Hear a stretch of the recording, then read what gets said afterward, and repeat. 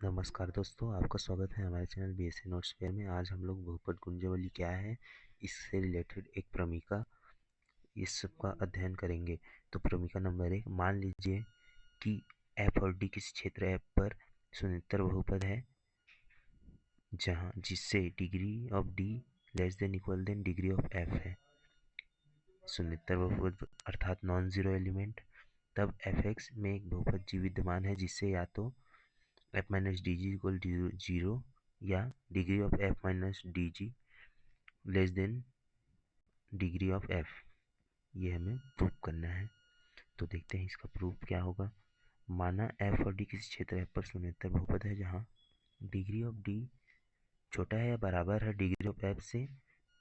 तब माना F is equal to A M x की power M plus summation I is equal to zero M minus one A I X की power I, जहाँ A M not equal to zero. इसी प्रकार D भी एक non zero polynomial है, non zero अर्थात शून्येतर बहुपद।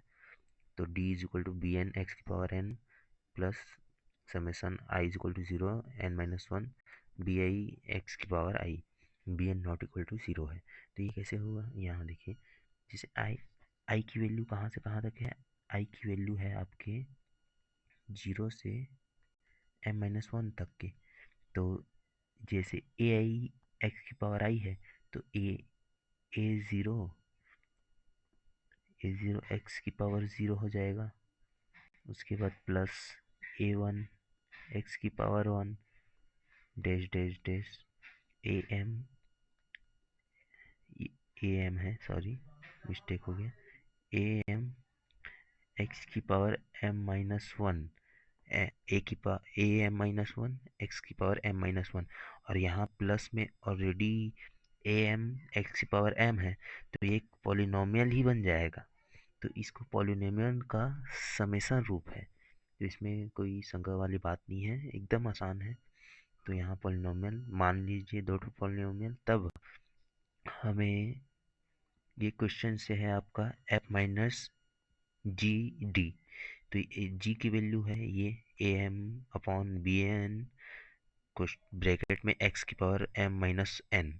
तो ये क्वेश्चन हो जाएगा। इसी प्रकार यहाँ से एफ और डी की वैल्यू रख देंगे, एफ और डी की वैल्यू रख दिए। उसके पश्चात हम ए एम का दोनों की तरफ मल्टीप्लाई करा देंगे, ए एम कोष्टक में मल्टीप्लाई हो जाएगा।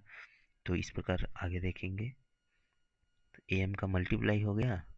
उसके बाद यहाँ जो बी एन है और यहाँ बी एन है कट जाएगा, और जो यहाँ से ए एम एक्स की पावर एम बचेगा और ए एम एक्स की पावर एम, ये दोनों भी कट जाएगा। इस प्रकार ये, और यहाँ से ये समेसन के अंदर में चला जाएगा a M upon B n. तो ये इतना, अंत में इतना वैल्यू हमारे पास प्राप्त होगा। इसको सॉल्व कर लेंगे। उसके बाद इसको summation I is equal to zero M minus one को हम क्या लिख सकते हैं, समेसन, इसको summation m minus one i is equal to zero को हम लिख सकते हैं summation m minus n minus one i is equal to zero plus summation m minus one i is equal to m minus n, ये लिख सकते हैं। तो यही यहाँ से इसका ट्रांसफॉर्म रूप है। जो इसका है वो इस रूप में इसको लिख सकते हैं, इस रूप में इसको किए हैं।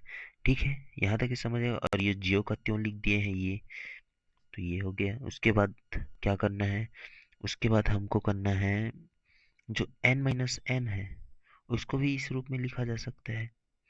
जो n माइनस एन है उसको इधर बाहर कर दिए, ये वाला समेसन रूप और ये वाला समेसन रूप, तो ये हो जाएगा।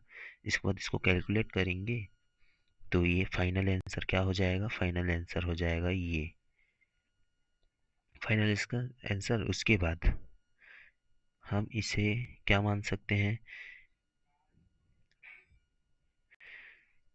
जो ये और इस समेसन, दोनों समेसन का ऐड होता है, वो summation m minus one i is equal to 0 के इक्वल होता है।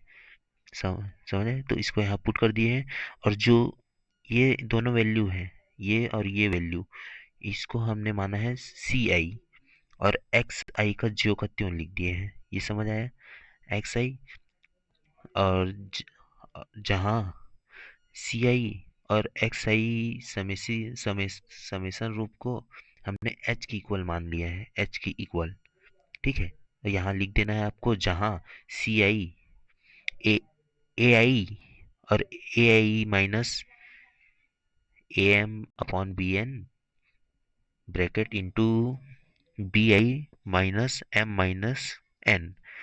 जब ये कंडीशन है, आपका लिमिट जो समेसन में लिमिट लगा था 0 से आई, आई से एम माइनस एन माइनस 1 तक, इस प्रकार हो जाएगा।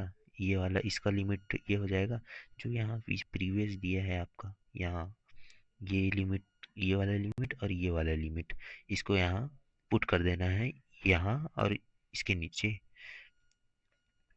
तो इस प्रकार जहाँ h एक बहुपद है जिससे परिभाषित है degree of h less than m minus 1। जो degree of h less than m minus 1 है, जो कि यहाँ दिया है, आप समझ सकते हैं। Degree of h m minus 1 कैसे हुआ? ये कैसे हुआ? जो यहाँ h को बहुपद माने हैं हम लोग, यहाँ h माना बहुपद, तो m माइनस है, तो m माइनस 1 से लेस देन ही होगा, तो इसलिए यहाँ इसको लिए हैं।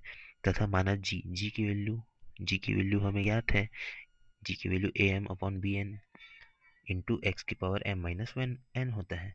तब तब पूरे वैल्यू को पुट कर देंगे, एफ माइनस डी जी, ये डिग्री ऑफ, ये f minus D g is equal to h कहाँ से आया? ये ये प्रूफ किए हैं हम लोग अभी, जैसे प्रीवियस में यहाँ जो सबसे फर्स्ट में था अपना, ये यहाँ से ये क्वेश्चन हम लोग माने थे, इसको माना, इसके बाद इसको माने थे, जो कि एच की इक्वल आया है, एच की इक्वल, और ये वाला मान को हमने, ये वाले मान को हमने जी की इक्वल माना है, तो ये वैल्यू हो जाएगा f minus D G equal to h. ये प्रूफ हो गया हमारा। अब इस प्रकार दो स्थितियां हमारे पास सामने आती है, जो दोनों स्थितियां क्या है? स्थिति एक क्या है? यदि n एक शून्य बहुपद है, अर्थात h में h के सभी अवयव, सभी एलिमेंट्स जीरो हो, तो h भी जीरो होगा। तो इस प्रकार ये h का मान जीरो हो जाएगा, तो m minus D g is equal to zero हो जाएगा। स्थिति नंबर 2 क्या है? इसमें यदि n एक h एक शून्येतर बहुपद है, अर्थात नॉन जीरो एलिमेंट, तो समीकरण 1 से h में कोई ना कोई एलिमेंट नॉन जीरो होगा, तो f minus D G equal to ये आपका h हो जाएगा। तो ये हो गया, जहाँ h एक शून्येतर बहुपद है, जिससे हमने इसको प्रूफ किया है पहले, ये वाला पार्ट हमने प्रूफ किया है। और जो m माइनस एन होता है, जो m माइनस एन होता है वो m से छोटा होता है, ये हो गया। और जो m है वो डिग्री f के बराबर होता है, तो इसको पूरे को इस फॉर्म में लिख सकते हैं, इस फॉर्म में लिख सकते हैं पूरे को। ये degree of less than equal then m minus one कहाँ से आया? ये यहाँ से आया, हमने यहाँ प्रूफ किया है। ये वाला हो गया, समझ आ गया। इसके पश्चात जो जो किए थे क्वेश्चन में, उसको एक बार लिख देना है। इस प्रकार एफ एक्स में एक बहुपद जी विद्यमान है, जिससे या तो F minus D G equal to zero, या degree of F minus D degree F से बड़ा छोटा, क्योंकि इसका एम माइनस एन छोटा है एम से। इस प्रकार ये हो गया, और जहाँ डी ये है, ये समझ आया? हाँ, ठीक है। इस पे कंडीशन और लिख दीजिएगा लास्ट पे, जो m माइनस वन है वो छोटा है m से। ये प्रूफ हो गया। उसके पश्चात अब क्या है? गुणजावली। आइडियल क्या होता है?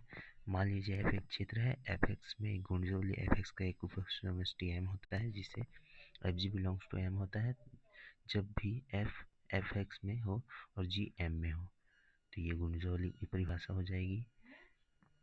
इसके बाद डेरिवेटिव ऑफ पॉलिनोमियल्स, बहुपद के अवकलज। मान लीजिए f एक क्षेत्र है और f एक बहुपद है, एफ एक फील्ड है और एफ एक पॉलिनोमियल है, तब एफ का अवकलज बहुपद क्या होगा? तो यहाँ से इसका डेरिवेटिव एक बार अवकलन करना है, कुछ नहीं अवकलन करना है, तो ये 0 हो जाएगा और ये C1 हो जाएगा, अचर पद बाहर हो जाएगा, C2 हो जाएगा, C3 हो जाएगा, डैश डैश डैश Cn हो जाएगा आंसर, है ना। तो ये वाला अचर पद के लिए, बट यहाँ पर क्या है, यहाँ पर x की वैल्यू, यहाँ x की वैल्यू 1 है, यहाँ x की वैल्यू 2 बार है, तो इसको ये 1 के रूप में हो जाएगा।